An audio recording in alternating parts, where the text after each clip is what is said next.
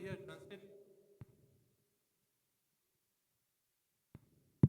Ready?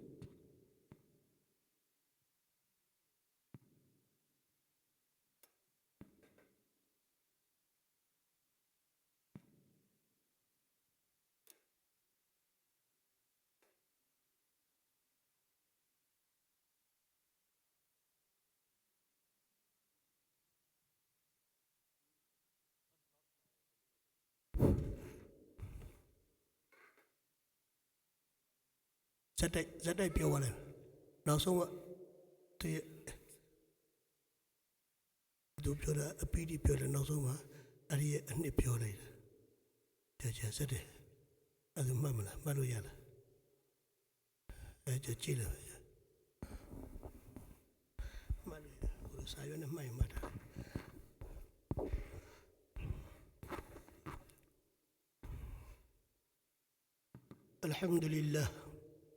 الحمد لله وكفى وسلام على عباده الذين اصطفى أما بعد فأعوذ بالله من الشيطان الرجيم بسم الله الرحمن الرحيم ثم جعلناك على شريعة من الأمر فاتبعها ولا تتبع أهواء الذين لا يعلمون ألو شميتك هناကျွန်တော်တို့ရဲ့ခန္ဓာကိုယ်ထဲမှာ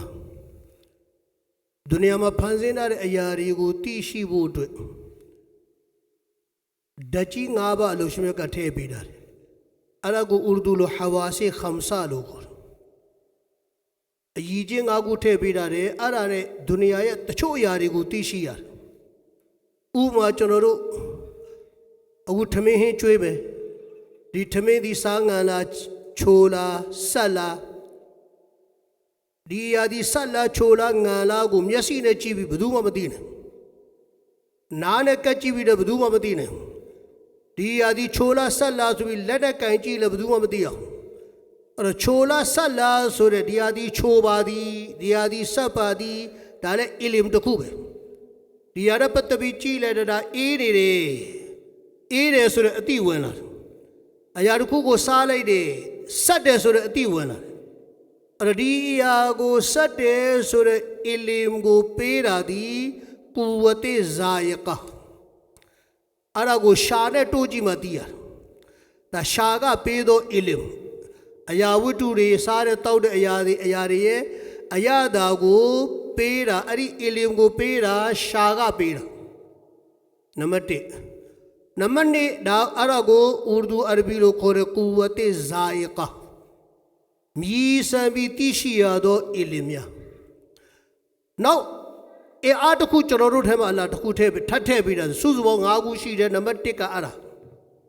နံပါတ်2ကအခုကျွန်တော်စကားပြောနေတယ်သူတော်စင်တို့နားထောင်နေတယ်ကြားနေရတယ်ဘာတွေပြောနေလဲဆိုတော့ကိုနားနဲ့ကြားပြီးသိရတယ်အခုကျွန်တော်ပြောနေတဲ့စကားကိုနားယူပိတ်ပြီးတော့မျိုးလုံးပြူးပြီးကြည့်လဲနားလဲဖို့မရှိအဲ့ဒီအတန်ဒီဘာအတန်လဲဒီမိုက်ကနေလာတဲ့စကားဘာတွေပြောနာလဲဒီအတန်နေရဲ့အတိတ်ပဲပါလဲအတန်ကဘာကိုဆိုလိုနေတာလဲဆိုတာဥတတော်စင်းတို့နားဆုပ်ပြီးနားထောင်တယ်နားကနေရသောအီလမ်အဲ့ဒါကိုကူဝတ်ဆာမီအာလို့ခေါ်တယ်နားရဲ့ကြားတဲ့အင်အားကနေရရှိသောအီလမ်ဒါနံပါတ်1ကျွန်တော်ဘာသာလဲပြောင်းပါဆိုတော့ကျွန်တော်ချုပ်ပြီးသွားလိုက်နံပါတ်3အလ္လာဟ်ခန္ဓာကိုယ်ထဲမှာနောက်ထည့်ပေးတဲ့အင်အားတစ်ခုရှိတယ်အဲ့ဒါကဘယ်လဲတချို့အရာတွေကိုကြည်ပြီးသိရတာမတရားအဖြူရောင်တရားကဘာအယောင်အနီရောင်ဒါကဘာရောင်အစိမ်းရောင်အနီရောင်အမဲရောင်တရားဒီအနီရောင်ဖြစ်ပါတယ်အမဲရောင်ဖြစ်ပါတယ်အဖြူရောင်ဖြစ်ပါတယ်ကိုမျက်စိမိတ်ပြီးတော့လက်နဲ့ကန်ကြည့်လို့ဘယ်သူမှမသိဘူးမျက်စိမိတ်ပြီးတော့နားကြီးနဲ့ပုတ်ကြည့်လို့ဘယ်သူမှမသိဘူးမျက်စိမိတ်ပြီးတော့ရှာနဲ့တိုးကြည့်လို့ဘယ်သူမှဒီဟာဒီအဖြူပါအနီပါလို့မသိအောင်ဒီဟာဒီအဖြူရောင်ဆိုပြီးတော့တိသွားတာအီလမ်တစ်ခုပဲအနီရောင်ဆိုပြီးတိသွားတာအီလမ်တစ်ခုပဲဒါဒီအနီရောင်ဖြစ်ပါတယ်အဝါရောင်ဖြစ်ပါတယ်ဆိုတဲ့အီလမ်ဒီကူဝတ်ဘာရှီရာမျက်စိရဲ့ကြည်သောအားနဲ့တိရတာမျက်စိနဲ့တိရတာဒါလည်းအင်အားတစ်ခုပဲကူဝတ်ဘာရှီရာအမြင်ရဲ့အားနဲ့သိရှိရသောအီလမ်၃ခုရှိပါပြီန နံပါတ်1ကကူဝတ်တေဇာယကာမြည်ပြီးတော့သိရှိရတာအရာသာတွေရဲ့အီလမ်နံပါတ်2ကကြားပြီးသိရှိရတာကူဝတ်တေစာမယာကြားပြီးတော့အီလမ်နေရတယ်နံပါတ်3မြင်ပြီးတော့အီလမ်နေရတယ်ကျွန်တော်မျိုးကုရ်အာန်တန်ရာမှာလို့ရှိမကအမေရှိရတယ်ကုလစီရူဖီလ်အာရ်ဖန်ဇူရူကိုင်ဖကာနာအာကိဘတ်လ်မုကဇီဘီန်မင်းတို့တွေတန်ရာထဲမှာငြိမ်မနေနဲ့ကဘာပတ်ဆမ်းပါတယ်ကဘာကြီးကိုလှည့်လဲပြီးတော့ကြည်သမ်းပါတယ်ဖန်ဇူရူကြည်ပြီးတော့ဘာလို့မကြည့်ဖို့ဂေါရိုဖီကရ်ကရိုရိုးရိုးကြည်ပြီးမသွားတဲ့ဒီကဘာကြီးကိုပတ်တာတိုးရစ်တွေလည်းပတ်နေတာပဲခင်ဗျားတို့ကျွန်တော်လည်းခရီးတွေထွက်နေတာပဲဒါပေမဲ့အလ္လာဟ်ရဲ့ကုဒရတ်တွေဒီအံပွဲတွေမြင်ပြီးကျွန်တော်တို့ကကြတော့အလ္လာဟ်ဆိုပြီးထွက်တယ်အီမန်မရှိတဲ့လူကကြတော့တဘာဝဆိုပြီးတော့ထွက်တယ်ဒါကိုကုရ်အာန်ကပြောတယ်ဖန်ဇူရူမင်းတို့လိုက်ကြည့်တယ်တဲ့ကိုင်ဖကာနာအာကိဘတ်လ်မုကဇီဘီန်ဘလို့လိန်နေကြလဲဆိုပြီးအလ္လာဟ်ရဲ့တကူတော်တွေကြည့်ပြီးကုဒရတ်တွေကိုမြင်ပြီးအလ္လာဟ်လို့မထွက်ပဲနဲ့တဘာဝဆိုပြီးထွက်သွားတယ်မင်းတို့ကြည့်တယ်နဲ့ဘလို့လိန်နေလဲဆိုပြီးလို့အဲ့တော့မြင်ပြီးတော့သိရှိရသောအီလမ်နောက်ကူဝတ်တေဘာစီရာလို့ခေါ်တယ်နံပါတ်3နံပါတ်4တချို့ຢာရဲ့အီလမ်ကိုမျက်စိနဲ့ကြည့်လို့လည်းမသိရဘူးနားနဲ့နားထောင်လို့လည်းမသိရဘူးအခုတော့ပြောသလိုရှာနဲ့မြည်ကြည့်လို့လည်းမသိရဘူးတချို့ຢာရဲ့အီလမ်ကိုကြတော့ကင်ကြည့်မှသိရတာဒီဟာဒီကျန်းနေလားချောလားကျွန်တော်တို့အင်ကြီးဝယ်မယ်ဆိုရင်ဒီပိဿဒီဘယ်လိုလဲကြမ်းလားချောလားနှူလားကင်ကြည့်ရမျက်စိကြည့်လိုက်ရင်တော့ဟာဒီရဲ့ဒီမှာချွေပြကတ်ထားတာကြည့်လိုက်ဒါတော့အထစ်ဖြစ်နေမယ်ထင်ရတာတကယ်တော့ကင်ကြည့်လိုက်တော့ဒါဘာမှအထစ်မရှိဘူးဒီဟာဒီချောနေလားကြမ်းနေလားဆိုတာကင်ကြည့်ပြီးသိရတာဒါကိုကူဝတ်တေလာမေဆာလို့အဲ့တော့အီလမ်ကြီးသိရှိရတဲ့အီလမ်အတိတရားတွေသိရှိရတဲ့အင်အား၅ခုအလ္လာဟ်ကျွန်တော်တို့ခန္ဓာကိုယ်ထဲမှာသိပေးတာနံပါတ်1ကူဝတ်တေကျွန်တော်တို့ဘာဆွေရာအမြင်အင်အားနံပါတ်2ကကူဝတ်တေစာမယာကြားတဲ့အင်အားနံပါတ်3ကဘာလဲကူဝတ်တေဇာယကာမြည်တဲ့အင်အားနံပါတ်4ကဘာလဲကူဝတ်တေလာမေဆာကျွန်တော်တို့ထိတွေ့ပြီးတော့သိရှိရတဲ့အင်အားနောက်တစ်ခုကြံသေးတယ်အရာဝတ္ထုတွေရဲ့အနက်ဒီကဘာအနက်လဲရေမွေးဝယ်ဘူးတယ်မို့လားရေမွေးဝယ်အနက်ကိုဘာနဲ့ရွေးတာအနက်ကိုပုတ်ကြည့်အောင်လည်းသိရတာမဟုတ်လားဒီရေမွေးရဲ့အနက်ကိုဘာနဲ့ရွေးလဲနှာခေါင်းနဲ့ရှူကြည့်ပြီးမွေးတာရွေးတာအဲ့တော့နှာခေါင်းနဲ့ရှူကြည့်ပြီးတော့ဟာဒါဇဘယ်အနက်ဖြစ်တဲ့နင်းစီနက်ဖြစ်တဲ့ရှူကြည့်လိုက်တော့အီလမ်ရသွားတယ်နင်းစီနက်ရှူကြည့်လိုက်တော့အီလမ်ရသွားတယ်ဒါဇဘယ်အနက်ဒီရဲ့အနက်ဒီဘာအနက်ဘာလို့အီလမ်အတိပေးတာဒီနှာခေါင်းကပေးတာအဲ့တော့ဘာခေါ်ရလဲကူဝတ်တေရှာမရှူရှိုက်ပြီးတော့သိရှိရသောအင်အားအဲ့ဒီအင်အားကြီး၅ခုအလ္လာဟ်ကျွန်တော်တို့မှာထည့်ပြီးတော့ဒါသည်အလ္လာဟ်ကာဖီတွေကိုလည်းပေးရတယ်မိုမင်တွေကိုလည်းပေးရတယ်လူတိုင်းကိုပေးတာအဲ့တော့မျက်စိနဲ့ကြည့်ပြီးသိရတယ်နားနဲ့နားထောင်ပြီးသိရတယ်လက်နဲ့ကင်ကြည့်ပြီးသိရတယ်ပါးစပ်နဲ့မြည်ကြည့်ပြီးသိရတယ်အခုအဲ့ဒီ၅ချက်လုံးသည်တဲ့ဒီ၅ချက်ကိုအခြေခံပြီးလူတယောက်ဒီजिंदगी गुजारना काफ़ी नहीं है उस जिंदगी उसी 5 पर मुनहसर नहीं है अरे गागू बोमावे अच्छे भी लूटिया बोआ फिरता लो में बा तछा नाउठा यागो मा आको मु मयूबे अगुना टेम्प्या रे गाचे ने वे खमिया लूटिया दी लूपीता स्वा बवा यट्टी जेने सो यट्टी लो मयाव दी जी ने अल्लाह तरैसा ने ओले पेरा शूशाई दे यादो खुई चनौड़ा पुरोंता दी चारे एया ना पारा तो तशातरे सने चुरौड़ पुरोंता दे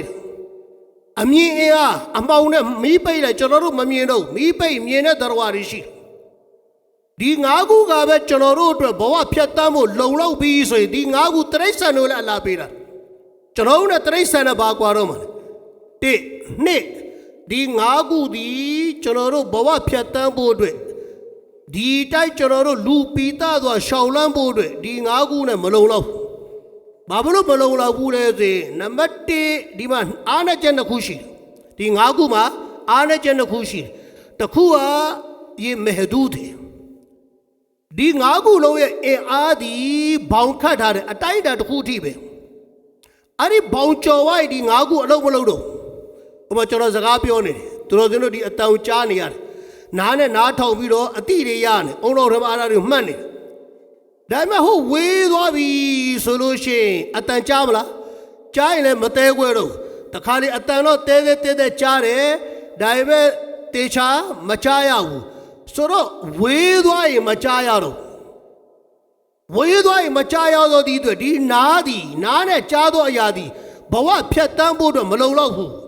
မိမိဘဝတဲ့ဒါကိုတခင်နေရာမှာထားပြီးခေါင်းဆောင်နေရာမှာထားပြီးကိုဘဝရဲ့လမ်းပြနေရာမှာထားပြီးဖြတ်တန်းလို့မရဘူးဘာဖြစ်လို့သူအတိုင်းအတာတစ်ခုထီပဲခင်ဗျားကိုအကျိုးပြုတယ်ဘောင်ကျော်ဝိုင်းအကျိုးမပြုတော့ဘူးနံပါတ်1နံပါတ်2ဒီ5ခုလုံးမှာखतवा का इम्कान है गलती होने का इम्कान है 5ခုလုံးမှာမှားနိုင်တဲ့အနေအထားရှိတယ်မှားနိုင်တယ်ကျွန်တော်နားနဲ့ကြားတယ်မမှားနိုင်ဘူးလားကျွန်တော်အကြားတာမှားသွားတာကျွန်တော်မျက်လုံးနဲ့မြင်တယ်ပြောတယ်ပြီးပြောတာအမြင်မှားသွားတာအမြင်မှားသွားတာရှူကြည့်တယ်စားကြည့်တယ်ကျွန်တော်ရတာခန္ဓာမှားသွားတာလူတယောက်နေမကောင်းရှာပြက်နေသူ့ကိုတွားပြီးတော့ထမင်းဟင်းချက်တယ်အခုထမင်းကျွေးပဲဟင်းကျွေးပဲဟင်းမြည်ကြည့်သားဆိုတော့ဘသူ့တွားပြီးခိုင်းတာလဲနလန်ထတဲ့လူအခုပါယောဂကောင်းကားလူရှာပြက်ဂရွင်းပြက်နေလူတွားပြီးတော့မြည်ကြည့်သားဆိုတော့သူ့ပဒက်ကခါတာလေသူစားကြည့်တော့ဗလားဟာခါနေလိုက်တာအဲ့တော့သူ့ရဲ့ရှာဒီ उसकी रहबरी सही रहनुमाई नहीं करता तू शादी तू को कौन मोंदो अफे मंकांदो अफे तू मबेऊ बाबलो घर में पिया नहीं लो शापिया नहीं लो और थोड़ी लगाओ मैं नखाओ पई ने लू तो अभी शूपिया दे बाने ले सुनो दी नखाओ वाले खम्या अफे में बेबा महबू थोड़ी लगाओ मैं ना मेलो दी गागू लोग ने यादो अफे दी मां नहीं दी दिखने गबामा खम्या वाले दी मां किपिन्या टडी शीरे अये तो यथासी बुरा मुना मीठासी बुरा चलो ये रोंग यथासी लो शे चलो रो बुरा मा कोई था ये नहीं हो अचाई ये नहीं ने बेगा यथासी लारो यथासी ये भी तू अठो तो नहीं बेरा ठो चलो रो गंगेली बेगा यथा ठो तो कोई यथा ठो दे ठीक भी यथाई ठो भी दे अमा ठो नहीं रा कोई यथा ठो रा मु बे यथा ठो रा बेरा ठो रा और बे यथा ठो टा को कोई यथा ठो टा लो बाकी ने ले ठेने रे सो अरे ठेनी माला खम्याओ म्यालो ने चीवी पेड़ अफे माला ममाबू और खतवा का इम्कान है और म्यालो अमी मां नहीं ने ओ रोवा तई पंपीन्या शेने अक्वालो शीगे गबाजी लेनेला नेजी का लेला अक्वालो शी पसने तई तंग घरे कों खंबिरो डॉलर कों खंबी लाग बाबोटे तबिरो प्याला बिरो प्योरे दिमा खेबिन्या टडी नमेले तीरे बदु बेवारी टके रे सो प्याला बिरो तुरो बाब्यो रे सो गबाजी लेने रे और वो चलो रो मूलारन चाउंदा रे गबाजी आ लेने रे तो तई पंपीन्या शेने जगा का पुआ ने रे छे अरे चलो ngengaro asenza रे गबाजी ले रे ले प्योरे गारू गाउ ले ममू बाला लेने रे सो बाफिया माले गाउ मू आम गबाजी ले रे ले प्योरे गाउ ले ममू बाला तई तंग घरे कों खंबिरो प्याला बि प्योरे गबा लेने रे आ नाउ खिट खे याउडो नाउ तो प्यान ते तई पंपीन्या शेने तबिरो औ प्यान सेला बिरो प्योरे गबाजी ले रा मबू रे नेमी या लेने रा हो साइंस में भी इख्तिलाफ तई पानी मा बाबा भी तो इख्तिलाफ ही दो अभी पठमा तो का बाबियो राले गवाही ले रहा नौ तो का बाबियो राले ने ले रहा और तई पानी इख्तिलाफ ही दो खम्यारू अता मठो सियारी अक्वाला भी अता ट्रेड डी सिया तम्यो होसिया तम्यो ए बे दुआ तम्यो दी दुआ तम्यो रे तई पा पसरे को खमी टबिरो प्योरे तेव का तम्यो नौ दियो का तम्यो अरी बाचारो तई पाऊ मसे जाऊ सियारी ने प्योरा होटियो ने दियो लोवाए अरा बदुरे सेरतीला अमल मलौ पे गौने सेरा ngapye re sera amal law ma lu di champa me mya bi tu amal ba law chi la tu namaz pha la me la ma pha bu roza tha la me la ma pha tilawat la shi la mishi nabat tu bala ami ka ro yusuf ba yunus ba ibrahim ba ismail ba musalman ami ka bi ro ne me da ma blo ne ma le bo chai ne ma engle yu bi ro ne ma bo yu bi ro ne ma muslim pi muslim lo bane ji bu aur tai pan ko thin chi bi tai pan ye ikhtilaf ko cha ro apye ma myin bu इमाम ने चलो आलिम ने नरा वो इख्तिलाफ क्यों तो अभी प्योरे प्याव का प्योरे गबाजी ले रहे नाउरिया को प्योरे नेमेंगी ले रहे अरे जगह नखुरो बुदुंग मैंने चलो लाई ले दिया मलोबू दिलो मासूम खले ते लिटियो का ကုရ်အာန်ကိုင်ပြီးတော့ပြောလိုက်မယ်ဝရှမ်ဆုတဂျရီလီမုစတကရ်ရီလာဟာနေလေလားကဘာလေလားဘသူလေလဲသိကြရင်ဖန်ဆင်းရှင်ကိုမေးလိုက်တယ်တိတ်ပံဖန်ဆင်းတာလားကဘာကိုနေကိုကဘာဘသူဖန်ဆင်းတာတိတ်ပံတီထွင်ထားတာလားနေညအပြောင်းလဲတိတ်ပံကခလုံးနေနေတာအမေရိကန်ခလုံးနေလိုက်တော့မိုးချုပ်သွားတယ်အမေရိကန်ခလုံးနေလိုက်တော့မိုးလင်းသွားတယ်အမေရိကန်မှာအဲ့ဒီတော့စွာရှိလားအဲ့လိုတီထွင်နိုင်တဲ့လက်နဲ့သူတို့မှရှိလားပညာရှိလားဒီဖန်ဆင်းရှင်ကိုမေးရမှာ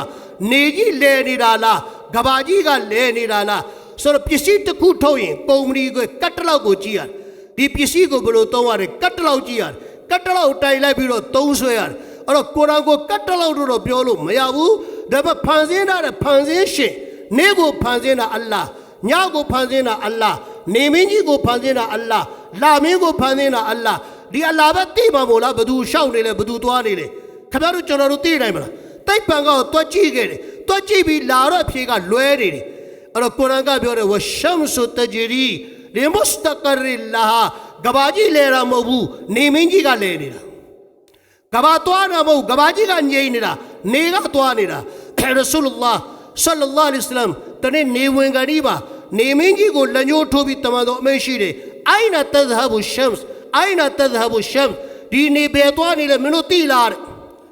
အဲ့တော့အိုင်နာတဇဟဘူရှမ်စ်ဆိုတဲ့အရဘီစာလုံးရနေသွားနေရဲဆိုတာကအတီးဖြစ်တယ်နေကြီးဘယ်သွားနေလဲမင်းတို့သိလားလို့တမန်တော်မေးတာနောက်ဆိုရှေ့ဆက်တမန်တော်ရှင်းပြတော့ဗောနေမင်းကြီးကအရရှ်အောက်ကိုသွားတယ်နေသည်ပြီးလို့ရှိရင်အလ္လာဟ်ရဲ့အမိန့်ကိုတောင်းဆိုတယ်အလ္လာဟ်ကရှေ့ဆက်ပုံမှန်တိုင်းလဲပတ်ဆိုပြန်လာတယ်အဲ့တော့ခွင့်တောင်းရင်းနဲ့ကဘာကြီးလဲပတ်နေပဲတနေ့အလ္လာဟ်ကသူ့ကိုနောက်ပြန်ရှုပ်ခိုင်းပဲအဲ့ဒီနေမင်းကြီးကမနမိုးလေးအရှိကနေမထွက်ပဲနဲ့ဘယ်ကတင်ထွက်ပါလဲအနောက်ဘက်ကနေနေထွက်လာမယ်မှတ်လိုက်တော့အဲ့ဒီနောက်ပိုင်းခင်ဗျားတို့ကျွန်တော်တို့တောဘာလုပ်လဲအလ္လာဟ်တောဘာကဘူလ်မလုပ်တော့ဘူးအဲ့ဒီနေ့ကလီမာဖတ်လဲအဲ့ဒီလူရဲ့ကလီမာကိုအလ္လာဟ်လက်ခံမှာမဟုတ်တော့ဘူးအဲ့ဒီနေ့တနေ့လာအောင်မယ်အစ္စလာမ်ရဲ့အကီဒါရအနေနောက်ဘက်ကထွက်လာပြောချင်တဲ့ဘောကဘာကြီးလဲနေတာမဟုတ်နေလေတာအဲ့တော့ကြည်တိုက်ပံပညာရှင်ကျွန်တော်ပြောချင်တဲ့ point ကအဲ့ဒါမဟုတ်သေးဘူးကျွန်တော်ပြောချင်တဲ့ point ကတိုက်ပံနေလက်တွေ့တွက်ကြည့်ခဲ့တာငါလက်တွေ့ကြည့်ပြီးလာတာဟုတ်တယ်မင်းမှားနေတယ်မင်းလက်တွေ့ကြည့်ပြီးတွက်လာတာမှန်တယ်ဒါပေမဲ့မင်းကကဘာကြီးလဲနေပြောတယ်မင်းမှားတယ်ဘာလို့မှားလဲငါတို့ကမကြည့်ပဲနဲ့ပြောမယ်နေလေတာကဘာလဲတာမဟုတ်ဟာငါတို့ကြည့်ပြီးလာတာကဘာကြီးလဲနေတယ်မင်းကြည့်ပြီးလာတာမင်းမျက်လုံးမှားတယ်လို့ငါတို့ပြောဘာဖြစ်လို့ဖန်ဆင်းရှင်ကပြောတယ်နေလေနေတာကျွန်တော်ပြောခြင်းတဲ့သဘောကဒီ၅ခုလုံးနဲ့ဘဝကျွန်တော်တို့ယက်တည်လို့မရဘူးကျွန်တော်တို့မှန်ကန်တိကျတဲ့လူ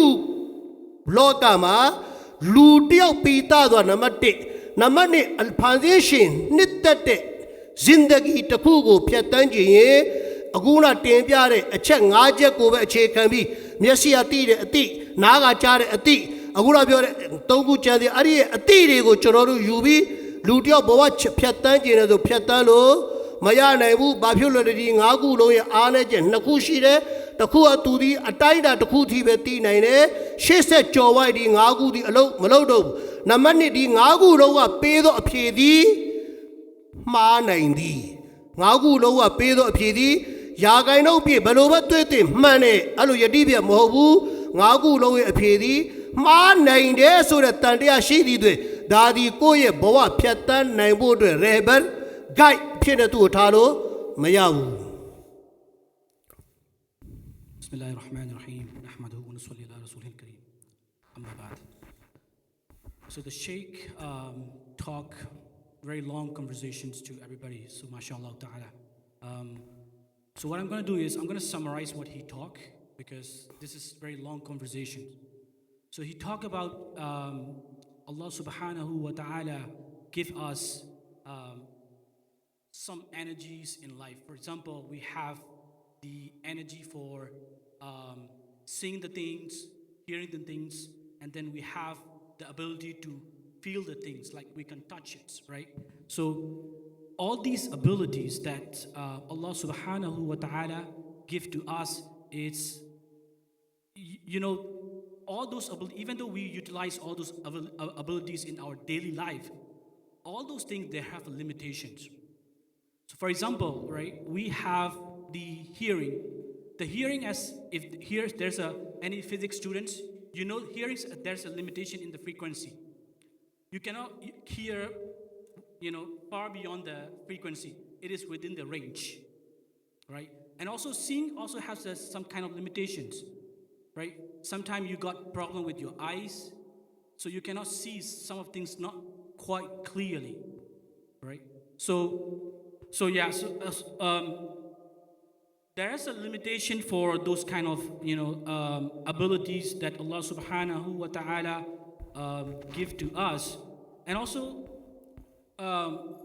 the other thing is, you know, the ability of, you know, smelling the things, right? For example, if, you know, we can smell the perfumes, we can smell, you know, some kind of like, you know, the foods, things like that, right? Okay. Sorry. So even the smelling has the limitation. For example, if I'm sick, right? Sometimes my nose is blocked, so I cannot smell the things properly. So what Sheikh is highlighting here is every ability that we have has the limitations. So we cannot rely on this ability 100%. We cannot say like whatever we feel, sometimes it's not 100% accurate. That's the message he's giving. And the other thing is, you know, nowadays you guys also familiar with artificial intelligence, AI, right? Whatever we see on the screens, we cannot say like that is 100% correct. You can use deepfake, right? You can use different kind of artificial intelligence, large language model. So even though you see the video on the screens or the message, the post, anything you see on the screens, yes, you know, you have to validate whether it is 100% accurate or not. So that's the message he's also giving. So, you know, we have such kind of ability from Allah subhanahu wa ta'ala, but at the same time, you know, there is a there is a things that, you know, people going to the, you know, the space nowadays, people travel to the space, they have the, you know, different experience when they travel to space. But what he's saying right now is the time come, you know, at that time the sun will be coming from the west, not, you know, the east. So that time when we reach the time limitation, everything is stopped, right? So it's coming to the judgment day. So before we reach the judgment day, what we have to do is we have to utilize our ability, our energy. Those are given by Allah subhanahu wa ta'ala properly, efficiently, and then in a productive way. အခုတင်ပြခဲ့တဲ့၅ချက်ဒီကျွန်တော်တို့ရဲ့ဘဝရဲ့ guide မဖြစ်နိုင်ဘူး reheber မလုပ်နိုင်ဒီဟာကိုပဲအားကိုးပြီးတော့ကျွန်တော်လူတစ်ယောက်ဒီဘဝဖြတ်တန်းလို့မရဘူးဒီဟာဝါစစ်ခမ်ဆာလို့ခေါ်တဲ့ဒီအရေးချင်းကြီး၅ခုရဲ့အထက်မှာအလောရှင်ဘက်ကနောက်အင်အားတစ်ခုကျွန်တော်တို့အလာချီးမြှင့်တာအခုန၅ခုထက်ကိုသူ့ဘာပို့ပြီးတော့အင်အားရှိတယ်ဒီ၅ခုထက်ကိုပို့ပြီးသူပေးသောအဖြေသည်မှန်တာများတယ်အားလုံးမှန်တယ်လို့တော့မပြောဘူးသူပေးတဲ့အဖြေသည်မှန်တာများတယ်အဲ့ဒါကဘာလဲဆိုတော့ကူဝတိအကလီယာခေါင်းမှာအလာပေးတဲ့အုံနောက်ရဲ့အင်အားအုံနောက်နဲ့တွေးကြတယ်တွေးတော့ကြတယ်အဖြေတစ်ခုကိုစဉ်းစားကြတယ်ဟာလားတီထွင်ကြတယ်ဒီအုံနောက်နဲ့တီထွင်ကြံစားဒီအုံနောက်နဲ့ကဘာကြီးပါဒီတိုးတက်မှုတွေဖြစ်လာအဲ့တော့ဒီအုံနောက်အလာပေးတာဒီအုံနောက်ဒီအခုကကူဝတိဟာဝါစစ်ခမ်ဆာလို့ခေါ်တဲ့အရေးချင်း၅ခုရဲ့အချုပ်တော့အထက်သူ့ရဲ့အထက်မှာတချူဒီ၅ခုကနေအလုံးမလုံးနိုင်တဲ့၅ခုကနေဖြေထုတ်လို့မရတဲ့အရာကအုံနောက်နဲ့မေးရတယ်အုံနောက်ကကိုယ်ကိုလမ်းပြတယ်အုံနောက်ကကျွန်တော်တို့ဖြေပေးတယ်ဗကလေးတွေမြင်တယ်ဒါယောက်ျားလေးဖြစ်တယ်ဒါမင်းကလေးဖြစ်တယ်ဒါကောင်းသောအရာဖြစ်တယ်အဲဒီလိုအုံနောက်ကနေပြီးတော့ပြန်ပြီးတော့တွေးတောပြီးတော့ကိုဘာလို့တင်လေအီမန်ရှိမရှိမရှိကဘာမှာလေ့လာကြည့် လူတွေဒီမိမိရဲ့အတိတရားနဲ့မကျေးဇူးရှင်ကိုကျေးဇူးတည်တတ်ရတယ်ဆိုတာသာသနာကဆိုဆုံးမတရားမလို့သေးဘူးတမန်တော်ပြောမပြောလူတယောက်ဒီကျေးဇူးရှင်ကိုကျေးဇူးတည်တတ်ရတယ်ဆိုတဲ့အတိတရားကအုံနောက်ကပြောနေတာလူရဲ့အရေးချင်းလူအုံနောက်ကပြောနေတယ်လူတယောက်ကိုကျေးဇူးတည်တတ်ရတယ်ကျေးဇူးပြုသူကိုကျေးဇူးအနည်းဆုံးဂျဇာကလ္လာ thank you ရှုကရီယာကျွန်တော်တို့ပြောရတယ်Hazrat Maulana Pir Zulfikar Sahab Damat Barakatum Al-Aliya khit khu achau te piare di ကျွန်တော်တို့ဒီယဟူဒီနဆရာနီခရစ်ယာန်အမျိုးသမီးတယောက်ပဲတဲ့ဆရာကြီးရဲ့ဘေးမှာကြားတယ်ရှစ်ကြားလေရင်ပေါ်မှာကြတော့ခလေးလေးငယ်ငယ်လေးပါတယ်ထမင်းကျွေးကန်ဒီကြတော့ရှေ့ဒီလိုမျက်နှာချင်းဆိုင်ထိုင်ခိုင်းလိုက်တယ်ပြီးတော့ back ဒီလိုချီလိုက်တယ်ချီပြီးတော့ခလေးကိုထမင်းခွန်းတော့ခလေးဒီခလေးလေးကဒီလိုခလေးတေးသေးလေးကထမင်းလောက်တလောက်ချင်းမှာခွန်းပြီးတာနဲ့သူ့အမေကိုရှုကိုလောက်တဲ့နေတယ်ဘာပဲလဲ thank you mammy တလောက်ခိုးလိုက်တယ်ခလေးဘာသာကပြောတယ် thank you mammy Hazrat ကကြည့်ပြီးတော့တော်မွတ်စလင်မဟုတ်ဘူးဒါပေမဲ့မိဘရဲ့ကျေးဇူးတည်တတ်နေတယ်ကျေးဇူးရှင်ရဲ့ကျေးဇူးတည်တတ်ပြီးတော့တလောက်ချင်းမှာရှုကိုလောက်နေတယ်ဒါငါတို့အစ္စလာမ်ကလည်းဒါကိုပဲတင်ပေးတာကြည်အမှန်ဆိုတာအစ္စလာမ်ကတင်ပေးတယ်ဒါဝဟီမလာသေးဘူးဒါအုံနောက်အလ္လာဟ်ပေးရတယ်အုံနောက်ကောင်းတယ်ဆိုရင်အုံနောက်ရှိတယ်ဆိုရင်လူရဲ့အရေးချင်းရှိတယ်ဆိုရင်ကျေးဇူးရှင်ကိုဘယ်တော့မှကျေးဇူးမကောင်းဘူးရဘာတီကလည်းအခုငါးခုရဲ့အထက်မှာပါရှိလဲအလ္လာဟ်ဒီကူဝတ်အကလီယာအုံနောက်ရဲ့အင်အားပေးတာအဲ့ဒီအုံနောက်နဲ့လေမြန်းနေတီထွင်လိုက်တယ်အုံနောက်နဲ့လှေတွေတီထွင်လိုက်တယ်ဒီကနေ့ကဘာမှာ science လို့ခေါ်တဲ့သိပ္ပံကတီထွင်ထားတာဒီအားလုံးဒီအလ္လာဟ်ပေးတဲ့အုံနောက်ရဲ့အင်အားနဲ့တီထွင်ထားဒီအုံနောက်ရဲ့အင်အားနဲ့ကဘာကြီးမှာအများကြီးအပြောင်းအလဲတွေဖြစ်သွားဒီ internet တွေဒီပစ္စည်းတွေဒီမိုင်ဘူကတေးသေးလေးတွေဒါတွေအားလုံးကဘာနဲ့တီထွင်တာလဲအုံနောက်ရဲ့အင်အားနဲ့တီထွင်တာအုံးကြီးကျွန်တော်မှကားတွေပြတယ်အပြင်သွားတော့ driver မပါဘူးတဲ့ဒီကသူ့သွားလာတယ် taxi တဲ့ပြီးတော့ကျွန်တော်တို့ taxi ကိုင်းစီးမရဲဘူးဘယ်ရက်ချင်တယ်ဘလို့တွေ့ပါလူမပါတာအဲ့စီးမလားမေးတော့စီးတော့စီးကျင်တယ်ဒါပေမဲ့စီးဖို့လည်းကြောက်ဟာဒါတီထွင်တာလေဘလို့တီထွင်တာလဲအခုနငါးခုနဲ့တီထွင်တာမဟုတ်အလ္လာဟ်အုံနောက်ပေးလိုက်ခေါင်းထဲမှာအလ္လာဟ်အကလ်ပေးလိုက်အဲ့ဒီအကလ်ကနေပြီးတော့ဘသူကဒီအကလ်ကိုဟာလာတီထွင်မှုတွေနောက်ကိုလိုက်ပါလေအရာတစ်ခုကိုဘသူကဆက်စုမလဲလေ့လာမလဲအဲ့ဒီပုံမှာအလောရှင်မြတ်ကလမ်းတွေဖွင့်ပေးတယ်အဲ့ဒီအတွက်အီမန်မလိုဘူးအဲ့ဒီအတွက်တက္ကဝါမလိုဘူးအဲ့ဒီအတွက်မွတ်စလင်ဖြစ်ဖို့မလိုဘူးမိမိအုံနောက်ကိုမေဟနတ်လို့ခေါ်တဲ့ကြိုးစားမှုအတွက်နေရာမှာအသုံးချဖို့ပဲလို့ကုရ်အာန်မှာလည်းအမိန့်ရှိပါဘသူဘလို့ကြိုးစားပြီးတော့အုံနောက်ကိုသုံးချပါလေအလ္လာဟ်ပေးလိုက်မယ်အဲ့တော့တိတ်ပန်ဒီတိုးတက်သွားတာဒီအုံနောက်ကိုအသုံးချပြီးတိုးတက်သွား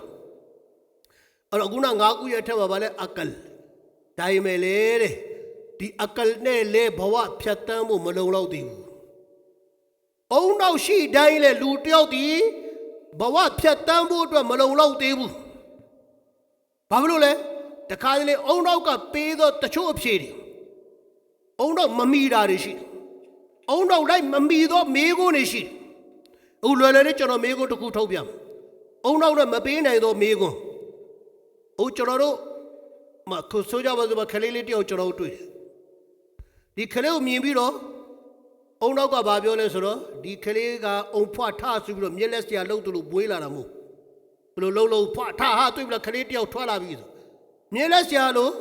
ထွက်လာဘူးဂျာဒူလုပ်ပြီးဂျာဒူကရဟိုလိုဒီလိုလုပ်ပြီးတော့ထွက်လာတာလေမဟုတ်ဘူးအဲ့တော့ဒီခလေးကိုမြင်ပြီးတော့ကျွန်တော်တို့အုံနောက်ကအဖြေပေးနေတယ်ਇਸ ਬੱਚੇ पे माँ बाप हैဒီခလေးရဲ့ကလေးမှာဘာဖြစ်လဲမိဘရှိတယ်ဆိုတာဒီမိဘကိုမတွေ့ပဲမမြင်ပဲနဲ့အုံနောက်ကဖြေနေတယ်ဒီခလေးဒီအပါနဲ့အမမိဘနှစ်ပါးကိုအကြောင်းခံပြီးမွေးဖွားလာတာဖြစ်တယ်ဆိုတော့အုံနောက်ကဖြေပေးတယ်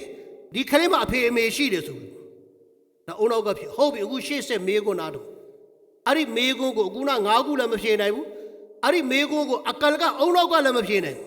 အဲ့ဒီမေးခွန်းကဘာလဲဆိုတော့ဟုတ်ပြီမိဘနှစ်ပါးကိုကြောင်းခံပြီးဒုနီယာမှာမွေးလာပြီဒုနီယာमें क्यों आया इंसान को अल्लाह ने क्यों बनाया इसका जवाब अकल नहीं दे सकता इसका जवाब हवासे खमसा भी नहीं दे सकता इंसान को अल्लाह ने क्यों बनाया क्यों पैदा किया အုံနောက်လည်းအဖြေမပေးနိုင်ဟုတ်ပြီကျွန်တော်တို့မဖြေနိုင်ဘူးကျွန်တော်တို့အုံနောက်တွေအစ်မမီလို့ဒါကိုပြောဖို့ပညာမတက်လို့ဆိုရင်ကုလသမဂ္ဂညီလာခံခေါ်လိုက်ပညာရှင်တွေပဲဟုတ်လားကုလသမဂ္ဂညီလာခံခေါ်လိုက်သူတို့ကလည်းကုလသမဂ္ဂညီလာခံတဲ့တချို့နိုင်ငံရေးသမားပြောတဲ့ဒရာမာဟဲ့နိုင်ငံကြီးတွေပြောတဲ့စကားပဲသူတို့လုပ်ရနိုင်ငံကြီးတွေရဲ့ဩဇာအာဏာမရှိရင်ကုလသမဂ္ဂလည်းယုံသေးပဲအဲ့တော့ကုလသမဂ္ဂမှာပညာရှင်တွေရှိတယ်ပြောတယ်အဲ့ဒီကုလသမဂ္ဂညီလာခံကမ္ဘာပညာရှင်တွေကိုခေါ်လိုက်ခေါ်ပြီးတော့အဲ့ဒီမေကုကိုတင်သွင်း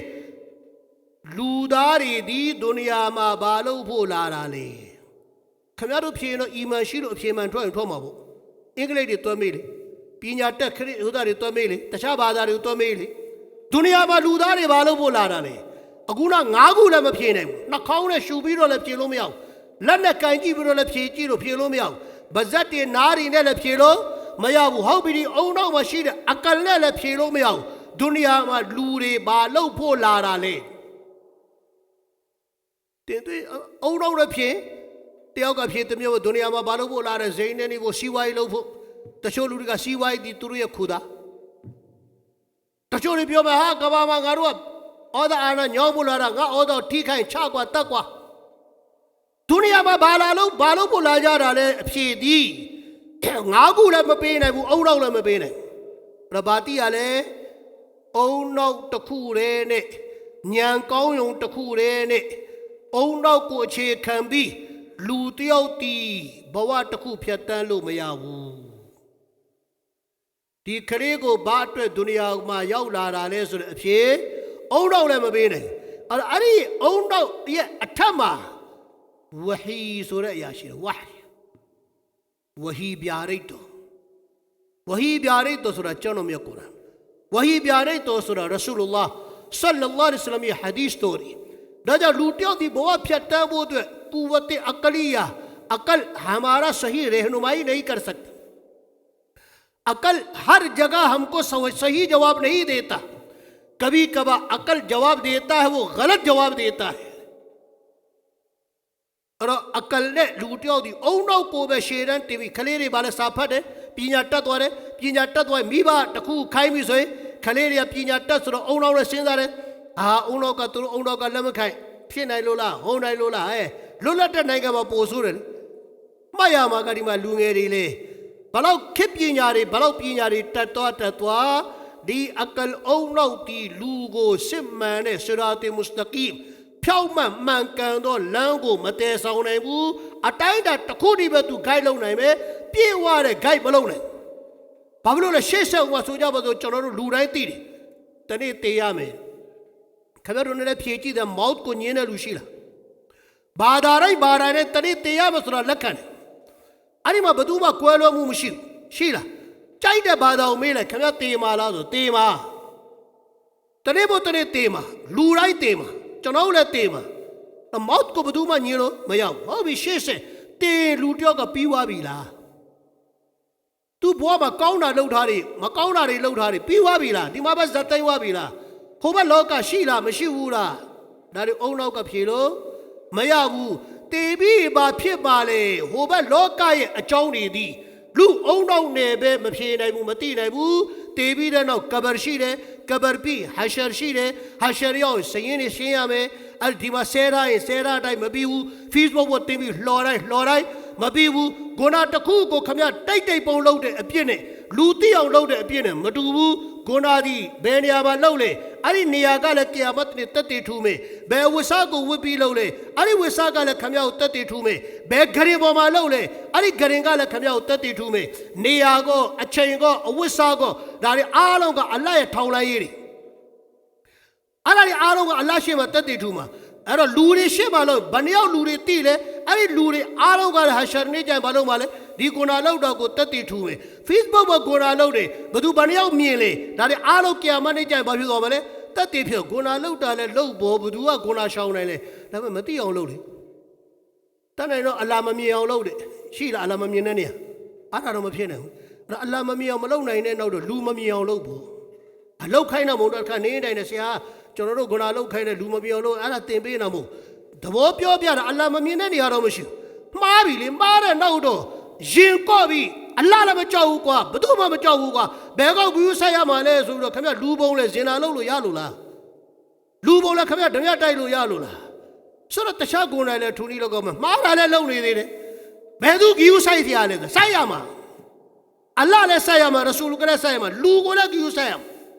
ခင်ဗျဖင်ချုပ်ပြီးသွားခြင်းနဲ့သွားလို့မရတာအစ္စလာမ်ကပြောတာဥပဒေဆိုတာရှိတယ်ငါကချွတ်တာမချွတ်ချင်တဲ့ချွတ်လို့မရဘူးကျွန်တော်မျိုးလုံးတွေလည်းဒုက္ခရောက်တယ်မကြည့်ခိုင်းတော့သူကချွတ်တာပဲကိုကကြည့်မိဒါလည်းကိုလားထဲအောင်မေးခလေးလည်းမေးခလေးတဲ့ကခင်ဗျသူပိုင်တယ်သူကသူချွတ်လို့မရဘူးကိုဂျစ်စမ်ကိုမပိုင်ဘူးကိုခန္ဓာကိုဒါအစ္စလာမ်ကအကီဒါကိုပြောပြတယ်အကိုက်ခင်ဗျတို့ကျွန်တော်တို့ရဲ့နှလုံးသားတွေအကီဒါဒီအဲ့ဒီအစ္စလာမ်ရဲ့အကီဒါမဟုတ်ဘဲနဲ့ဇဟန်ကပြတ်ပြီးတော့ဟိုဘအကီဒါဖြစ်နေတယ်ဆိုလို့ရှိရင်တော့ဒါကိုတမိုင်းတဲ့ကိုပဲကျွန်တော်ကမွတ်စလင်အကြောင်းပြောတယ်ကျွန်တော်ကအစ္စလာမ်ဥပဒေတိုင်းပြောနေတာအဲ့ဘာတိရလဲအုံနောက်ရဲ့အထက်မှာအုံနောက်ဒီလူတယောက်ဘဝဖြတ်တန်းဖို့မလုံလောက်ဘူးအဲ့ဒီအုံနောက်ရဲ့အထက်မှာဝဟီပြာရိတ်တော်ရှိတယ်ဘယ်နေရာမှာအုံနောက်ကပန်းပေးသွားလဲပန်းပေးတဲ့သဘောနားလဲနော်ငယ်ငယ်တော့ကျွန်တော်စကပုံတွေပဲဖွဲ့တယ်လေဖွဲ့ထိုင်ဘူးတော့စကပုံဖွဲ့ပြောရင်လည်းမဖြေနိုင်တော့ရင်ဘာမှလို့မေးတယ်လေပန်းပေးပြီလားဟာပန်းပေးပါပြီအော်တော့အဖြေပေးတာအဲ့ဒီတိုင်းမှာအုံနောက်ကပန်းပေးသွားပြီတဘော तू မဖြေနိုင်တော့ဘူးအဲ့ဒီအုံနောက်ဘယ်နေရာမှာပန်းပေးလဲအဲ့ဒီနေရာကနေဝဟီစမှတ်မိမယ်နော်အဲ့တော့ဝဟီဒီအုံနောက်မနှုတ်နိုင်တဲ့ချိန်ကစသည့်အတွက်ဝဟီပြရိတ်တော်ဤအမိတ်ပြညတ်ချက်အားလုံးဒီအုံနောက်လိုက်မမီနိုင်ဘူးကျွန်တော်တကားတေချာနာတော့အုံနောက်စัจကျင်တယ်ကျွန်တော်မပြောဝဟီရဲ့အမိတ်ပြညတ်ချက်များသည်အုံနောက်နဲ့စัจကျင်တယ်လို့ကျွန်တော်မသုံးဝဟီके अहकामात अक्सर या आम तौर पर अकल से मावरा है उर्दू लो तो नोला अकल के खिलाफ है नहीं अकल से मावरा है अकल से बाहर है बमालो प्यो ओ नो लाई ममीबू मग दी खलेले ओ नो ट्वे कोने ममू ट्वे कोने टूबा खले ओ नो लूजी ओ नो खले का लाई ममीबू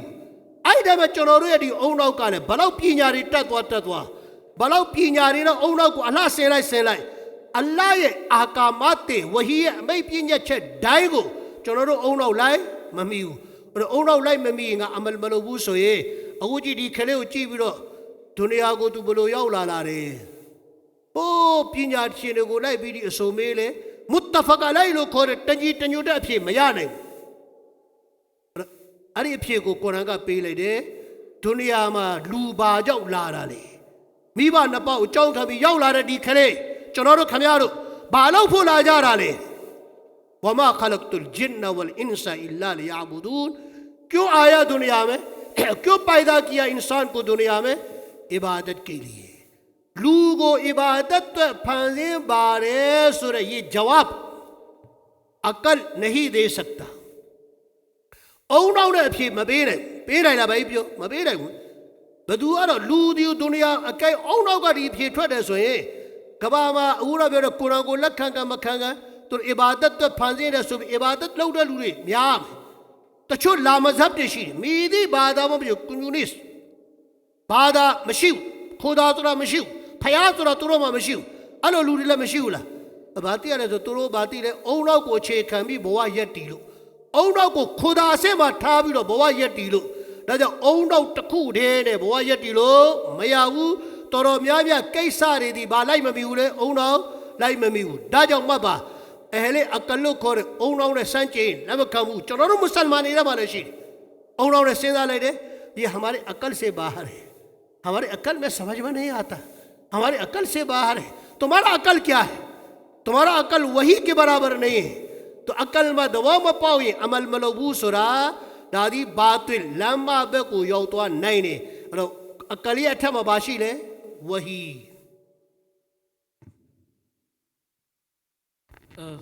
Same like the first one, I'm going to summarize what he said. So, Allah subhanahu wa ta'ala give us the energies that I mentioned earlier. So, this time he says, Allah subhanahu wa ta'ala give everybody the brains. So, the brains we use every single day. It has power. So what brain can give to us is we know what's right and what's wrong in life. Even though we ignore the right and wrong, we still know that what's right and wrong because we learned from our basic education, our advanced educations, so we know that what's right and wrong. And also the brains teach us how to be a persons with gratitude. When someone help you, someone, give you the gift, we say thanks. So think about it. Allah subhanahu wa ta'ala give so many blessings, so many things, even without asking for, He's still giving. So what Sheikh mentioned is we should have the attitudes of gratitude in life. So let's talk about the brain.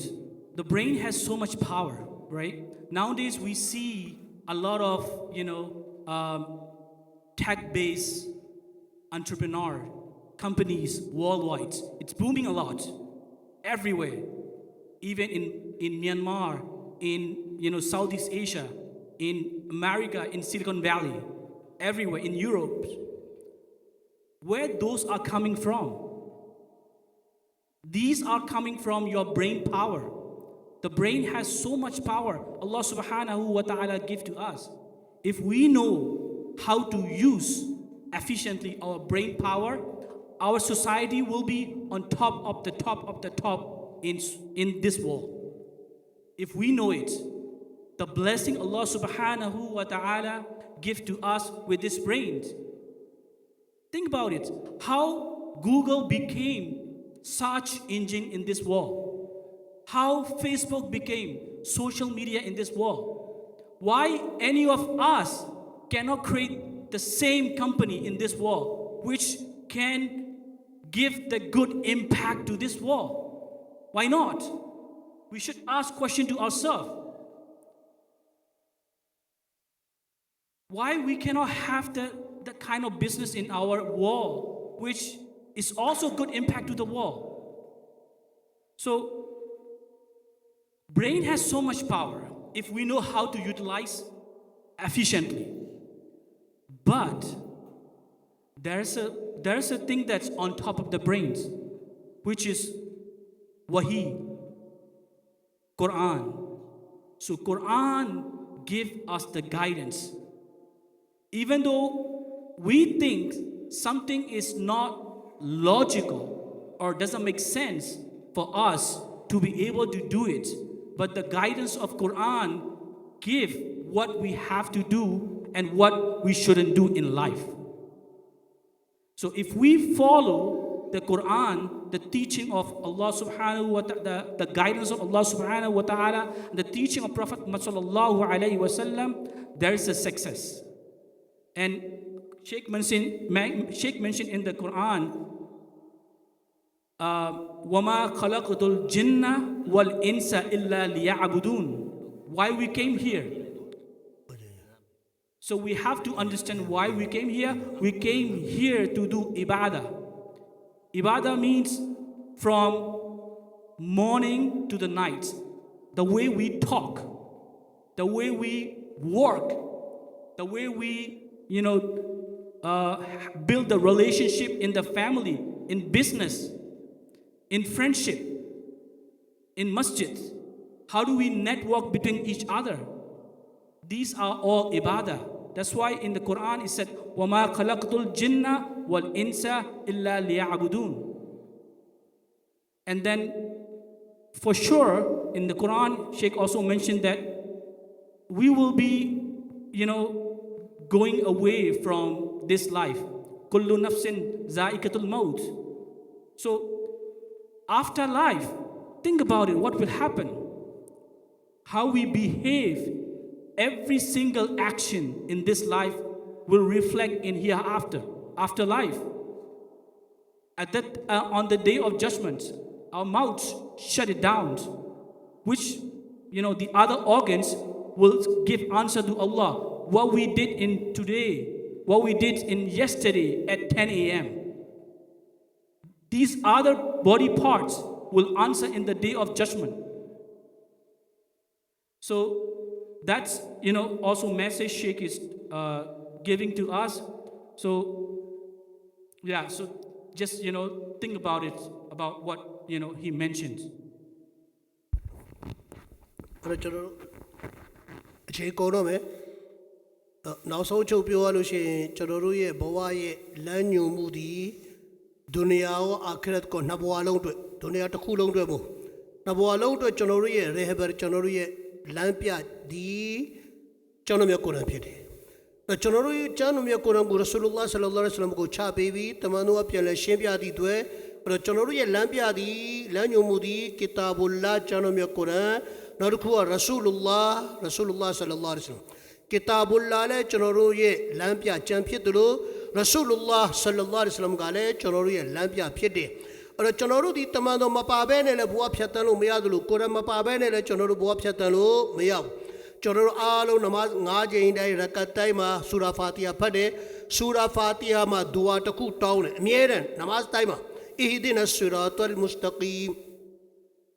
अल्लाह हमें सीधा रास्ता बताए सही रास्ताဖြောက်မှန်မှန်ကန်တဲ့ सही रास्ता အိုလာကျွန်တော်မျိုးတို့ပြပါလို့ဒူဝါတောင်းတာအလ္လာဟ်စီये सिरात मुस्तकीम कौन सा रास्ता है किसका रास्ता है सिरात मुस्तकीम बेलान है अल्लाह का सिरात मुस्तकीम सुदीमा किताबुल्लाह ये लानो मबियो कुरान या ला मेनो सिरात मुस्तकीम लो जी कुरान तर्जमा ले ला कुरान बादा बयान ले ला पी अरा मेनो ये तो बाले बवा फ्याता मोटो फ्याउ मन कानो लांबे लो सिरात मुस्तकीम कुरान या लानो मबियो सिरात मुस्तकीम लो जी कुरान तर्जमा भालो मबियो सिरात मुस्तकीम लो जी कुरान ले लालो मबियो सिरात मुस्तकीम फ्याउ मन कानो लांदी बेलान ले सिरात الذين أنعمت عليهم غير المغضوب عليهم ولا الضالين لو أوسو نسو يا لام بيا सिरात मुस्तकीम दी लूरे लाने ओ खबयारो चुनारो ले फ्याउ मन कानो लां को शाउ छे कुरान शी रे हदीस शी भी हैं लेकिन बदू शामाले कुरान हदीस को ना ले भी अमल चिंतो ने दो दूरे को शायामा चलो खिपी जाले तभी वही भी मबी दे बालो वाले नाउ पीरो सियारी नाउ लाई डाली सेवने तो हाउस आजिन सेनारो शेने रे सोइले बोरो या भी वाबी अठो काई पीरो सिया एक काई पीरो शेने पिया शेनाउ को बालो लाई रे मिशुला खिपी जामाले आई टाइम कुरान का ले बाबे कुरान ता हदीस ता पिyin ले बे कोदी ले मामा ना बुआ फ्याटा yin पिया ता यौना म पिउ पिया ता भी शैतान ने शी रे आरिम फिर बिरो नमाज म फड़ा रे शी रे आरिम फिर बिरो गुना बिरो गोनारी लौडा रे शी रे शीला म शी उला ए अरी तो को बाबे ले सोर इल्म या भी ये सिरात मुस्तकीम फ्याउ मन काने लां को शाउ छिने सो ये अल्लाह लू ओसु नसु प्या लुओसुरदु असुरात الذين أنعمت عليهم अल्लाह लखन भी अल्लाह छिप भी अल्लाह बकाने सूला दे छिमिये खाना रे लूरे शीर अल्लाह इनामात जिन लोगों पर अल्लाह का इनाम है अल्लाह ने इनाम से नवाजा है उन लोगों का रास्ता सिरात मुस्तकीम है तो वो लोग कौन है जिस पर अल्लाह ताला ने इनाम अता फरमाया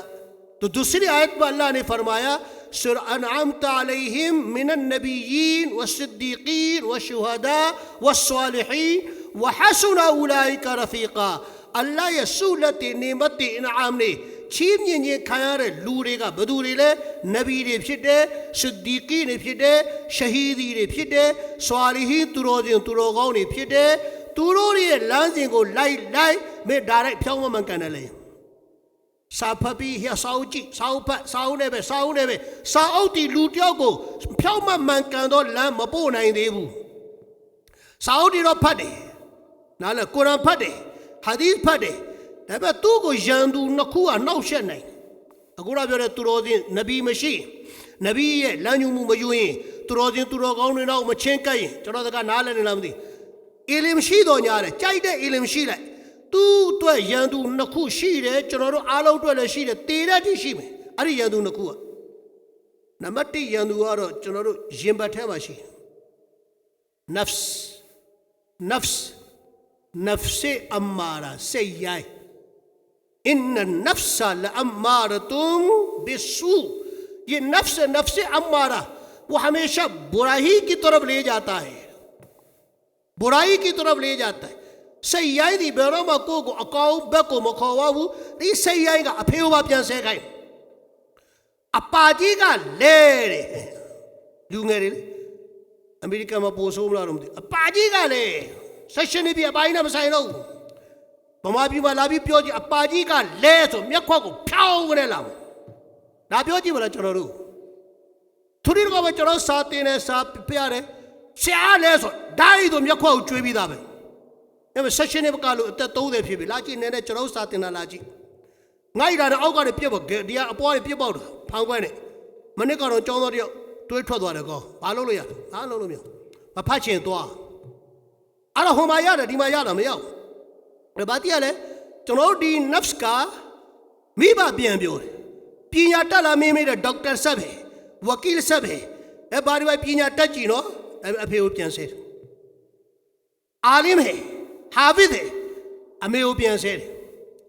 ဘာတရလဲအီလင်ရှိတယ်ပညာရှိတယ်စိတ်ရိုင်းတွေကမိဘပြန်ရိုင်းတာစိတ်ရိုင်းကကျေးဇူးရှင်ကိုပြန်ရိုင်းတာစိတ်ရိုင်းကဆရာသမားကိုပြန်ရိုင်းတာပလီရဲ့အသက်မရှိဘူးစိတ်ရိုင်းအဲ့တော့နံပါတ်1ရန်သူပါလဲကျွန်တော်တို့ရင်ပတ်ထဲမှာရှိနေတဲ့ nafs စိတ်ရိုင်းဘလောက်ပညာတက်ဘလောက်ပါရှိသူလဲကျွန်တော်တို့မကောင်းတဲ့ဘက်ကိုခေါ်သွားနိုင်နောက်ရန်သူကတော့အပြင်ကနေ तू ကတဲလာပေးတာရှိုက်တန်शैतान का ले चुनारू ये जंतु बालू कुरान का अतीलिन चिन्हारा रे इन शैतान लकुम अदुवन फत्तखिदुहु अदुवा शैतान तुम्हारा दुश्मन है उसको दुश्मन ही रखो शैतान को अमली वाले लोग भी बोरा में फैन है तो शो तावी से अमली वाले लोग भी बोले शैतान मुए रहा मुए लो में आओ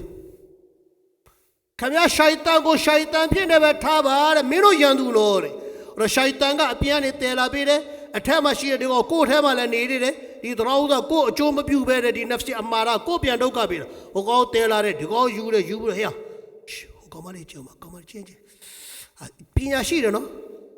ची रे को माले रे पिया तट दे खो रे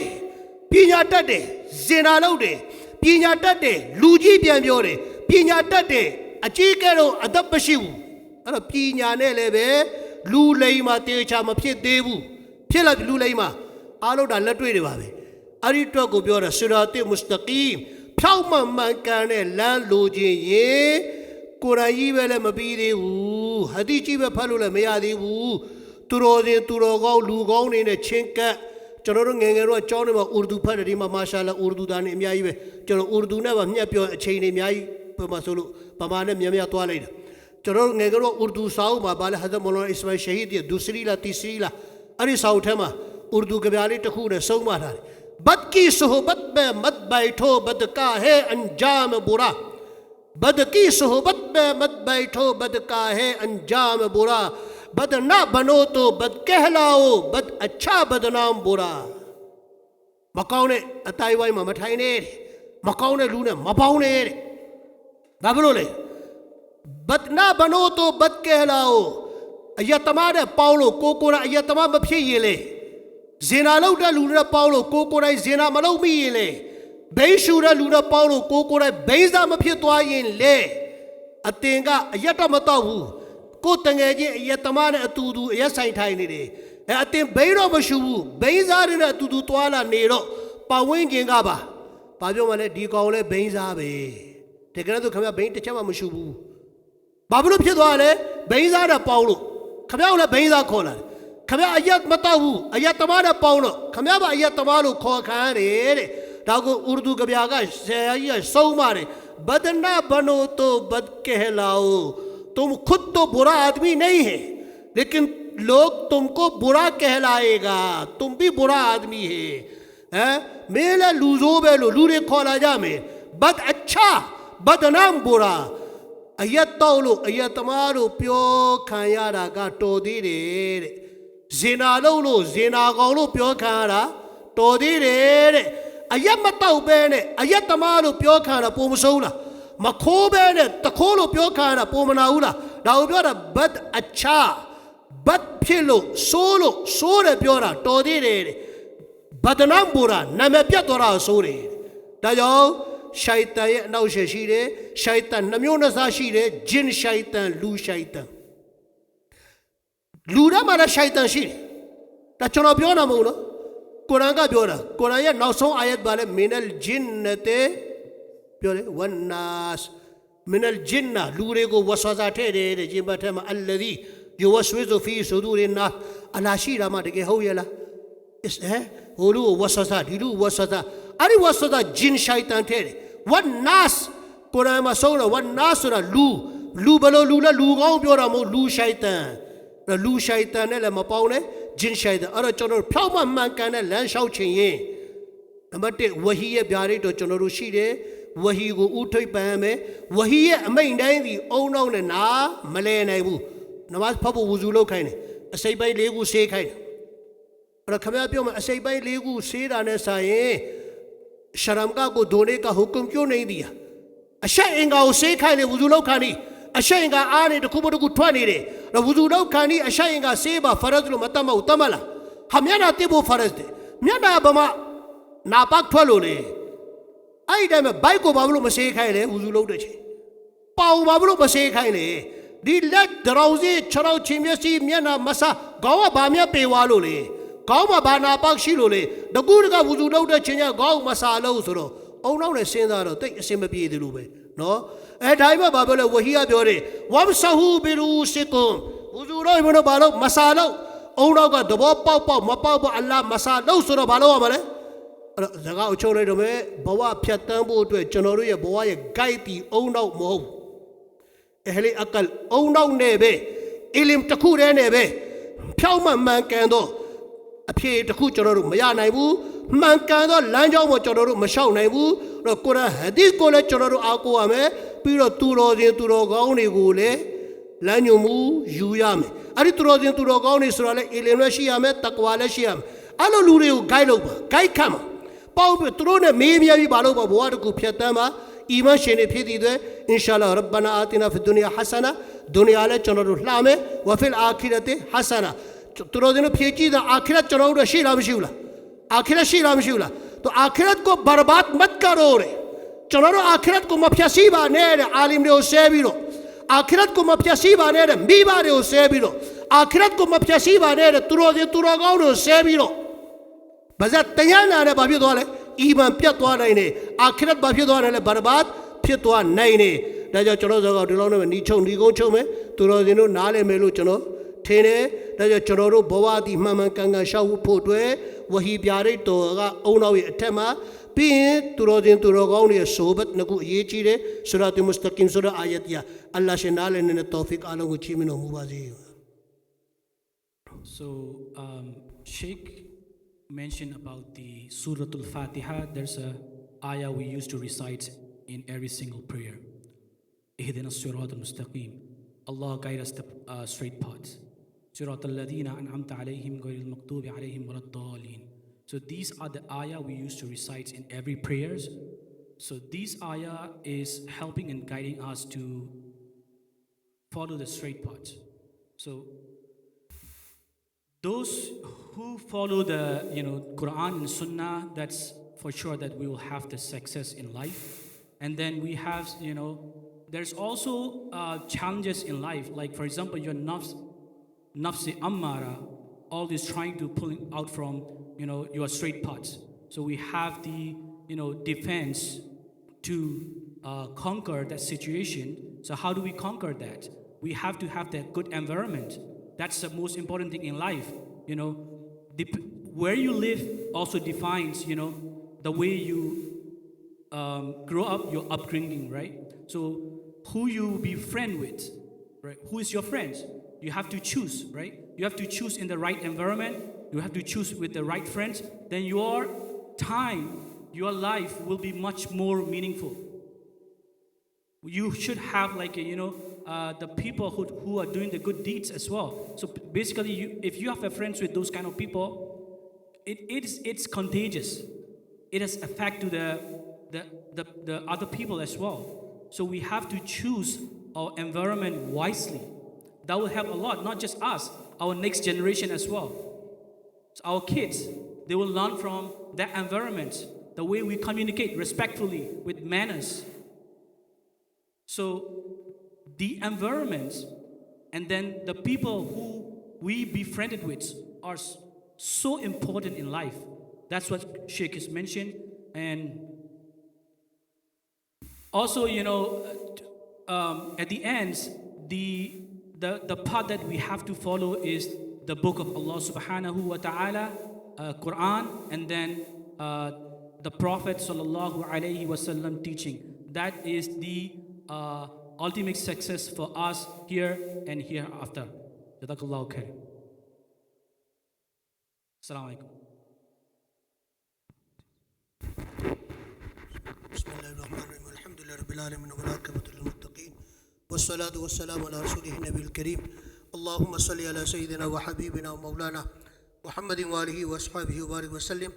يا لشين چرم يوري بيكوناري آلو کو معاف لو موبا ولا شيء چرم يوري يا جنت تنگو لا لا پاپا نے پھتام کو چیمنو موبا الله ميني کو پوبي ناگا نے توفیق سو چیمنو موبا ادب يجي نے چنورو ٹھے پیتنا رو موبا يا لشين نماز ngاجي يا پابندی لو نے توفیق پی رو موبا حلال روزي چنورو آلو کو چیمن پیتنا رو موبا ولا شين نے دين تلاوت يا توفیق تل چیمن پیتنا رو موبا تيا کو تيا وٹياري چي پیو زو بوات کو پھتان نے توفیق سو چیمنو موبا چنورو ناو سو چي ما کلمہ یہ موت اللہ جی چیمنو موبا جنت تتم اولا شي قوم کودری میائی لو بھی پھتان نے توفیق پی رو موبا ولا شين چنم يو گولو چودو بھی اکرام نے عزت نے یا لشے انشے نے عالم کو کونو اساری چیمنو موبا ای پلی امام شیخ کو اللہ شے زندگی میں برکت پی رو موبا جامعی میں برکت پی رو موبا نغایت تتنگو شیجی اچاجی اللہ شے ٹھا پی تنا رو موبا شیخ کی اطاعت میری گولے اللہ شے صالحہ يلا شيء لو بيتنا رموبا يلا شيء ميبا يمسي إيه كليري في لو بي رموبا ولا شيء سليم باينا ركوا توي ميسي باوندي آلون الله شيء كونو ساري في رموبا جرا زغاري كو أقولوا بعدا إنجلي بعدا نه بعدا بيامبير دي باي سب كله الله شيء كونو أسامي شيء من رموبا توي كاري لوغاني ما شيء باقال بيكومنا الله شيء بياونه في رموبا ولا شيء ما تاينا بريت تجيلا تيرا تي الله شيء لو أشري شيء ما با يا الله أشينا دبيني تروي لو أشري كو الله شيء فيزي في رموبا قوم مودو يلا شيء نبوزاري في الله شيء يبي تنا رموبا ميوتا ميوتمي آلو يبواري لاو الله شيء كوجي بامبو ساوشو رموبا أني يبونزواني الله شيء بيشا بيتنا رموبا إي بليجي كو يلا شيء أوشو ده تاوي لوجي ده آلو كله الله شيء كونو أسامي أشيمي بيتنا رموبا جنرو آلو كو إخلاص يجي بي رموبا ربنا تقبل منا إنك أنت السميع العليم وتب علينا إنك أنت التواب الرحيم سمعنا وأطعنا غفرانك ربنا وإليك المصير برحمتك